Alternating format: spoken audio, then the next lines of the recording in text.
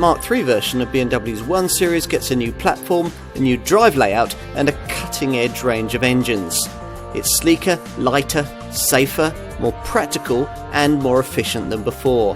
And the company reckons it's still the most rewarding steer in the compact premium hatch sector. Big claims for an important car. The switch from rear-driven to a front-driven powertrain might be the headline story here, but there's plenty else that's new with the engineering of this third-generation 1 Series design.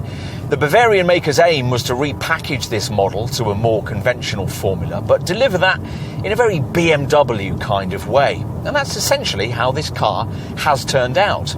On the move, you get a grippy, confident sense of purpose that rivals can't quite match, with precise, accurate steering and an agile willingness to change direction. All of it aided by near-perfect weight distribution, a clever new ARB traction control system that more precisely meters out torque, and a new FAAR chassis that saves around 25 kilos of weight. The ride is somewhat firm, but BMW fans won't mind that, particularly as there's now the option of adaptive suspension on top-spec models. Engine-wise, there's the usual lineup of units that BMW uses with its compact front-driven hatches, which means 1.5-litre three-cylinder petrol and diesel units for the derivatives at the foot of the range, the 140-horsepower 118i model we're trying here, and the alternative 116-horsepower 116D black pump-fueled variant. Both can be had with optional 7-speed dual-clutch auto transmission on request, and even the 118i is decently efficient. In this manual form, managing a WLTP combined cycle reading of up to 45.6 mpg and an NEDC-rated CO2 return of up to 122 grams per kilometre. Further up the lineup lie three 2-litre models, the popular 150-horsepower 118D diesel, which can be had in manual or 8-speed auto forms, and the two top variants, the 190-horsepower 120D diesel and the M135i petrol hot hatch, both of which are only offered with xDrive all-wheel drive and the 8-speed auto. We always wondered what kind of 1 Series BMW stylists would have come up with if they hadn't been constrained by the need to package around rear-driven mechanicals. In this Mark III model, we have our answer. A hatch that offers a similar roadway footprint to its F20 predecessor. It's a mere 5mm shorter, but one delivered to an otherwise very different dimensional formula.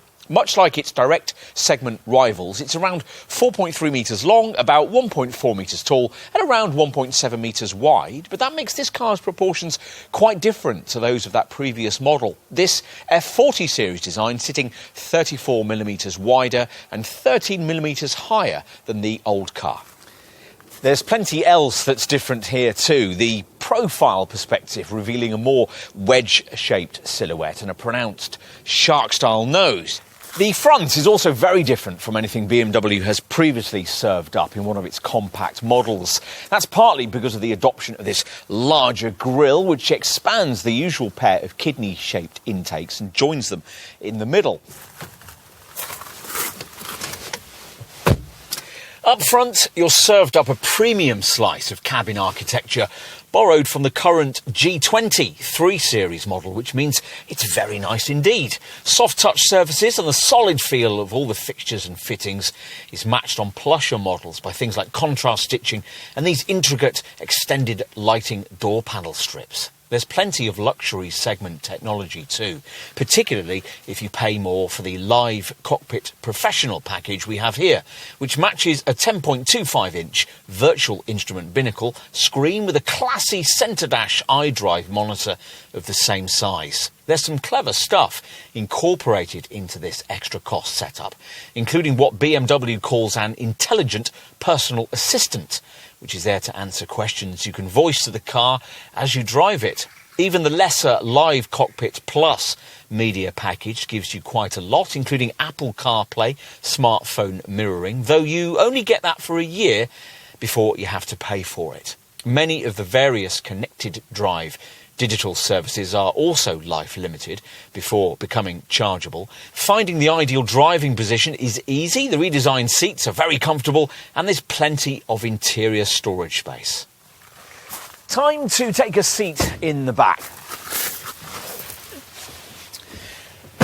Changes certainly needed to be made here. The old Mark II F20 generation model offered rear folk just 690mm of legroom, which, to give you some perspective, is about what you get from a typical Super Mini in the class below.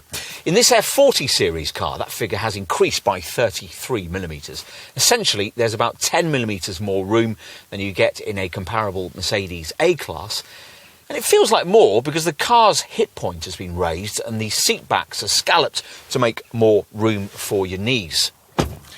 Let's take a look out back. And once the hatch rises, you're provided with a very reasonable 380 litres of cargo capacity. Need more room? Well, if you've paid extra for the through loading option that gives you this versatile 40-20-40 rear seat back split, you'll be able to push long items like skis through between a couple of rear seated folk. Push forward the rear bench and 1,200 litres of space can be freed up. We can't help feeling a little disappointed that this Mark III 1 Series has abandoned its unique rear-driven selling point. But at the same time, we can't help being impressed by the way that the Munich makers managed to retain so much of this car's eager, dynamic character, despite the fundamental engineering changes visited upon it. This model will still beat most of its rivals for driver appeal, just not by such a significant margin as before. In summary, Der Eisner has become a whole lot more competitive in this guise. About to choose a Mercedes A-Class, an Audi A3 or even a plusher VW Golf? Well, you really ought to try one of these too. You might be surprised at just how much you like it.